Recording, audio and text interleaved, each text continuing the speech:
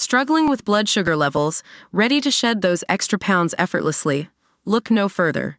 Sugar Defender, the #1 rated blood sugar formula, is here to transform your health and help you achieve your wellness goals.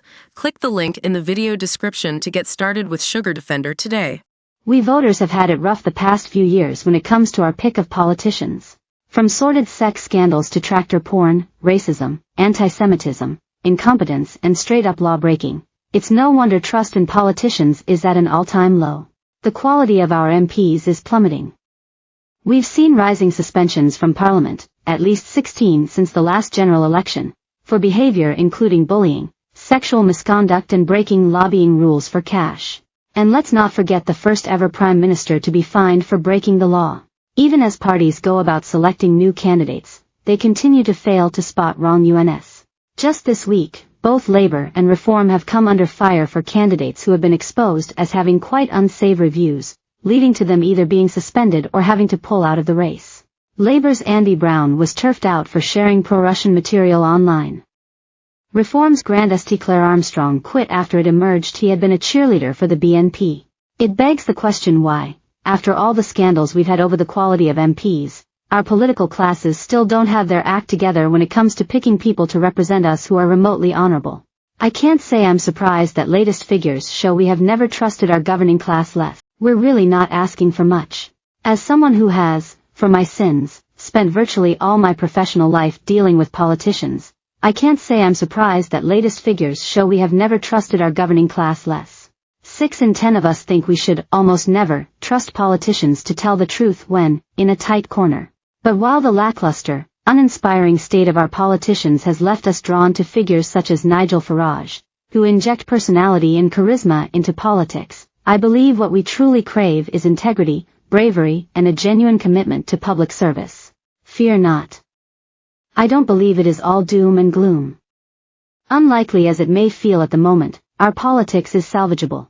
We should not forget that there are still decent, principled MPs out there who, whether we agree with them or not, are worthy of our respect and recognition. Take Conservative Tom Tugendhat, for example. The ex-soldier has shown himself repeatedly to be a man of principle in Parliament.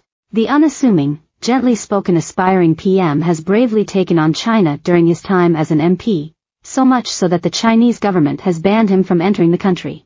Even more impressively, he campaigned tirelessly for tougher sentences for child abusers following the tragic case of Tony Hudgell, who had to have limbs amputated after horrific abuse from his parents. And rising star Kemi Badenoch, who I formerly advised, strikes fear in the hearts of her detractors from how courageously she goes toe-to-toe with identity politics grifters and trans-extremist bullies. She has done so against a conveyor belt of abuse and vitriol. Say what you want about the Tory leader prospect, one thing you cannot accuse her of is not standing by her principles, an invaluable attribute among a sea of spineless politicians. But being a decent MP isn't party political. Even those who aren't lefties should still give credit to politicians such as Labour's Rosie Duffield, who has also proven herself truly worthy of a star in the Parliamentary Hall of Fame.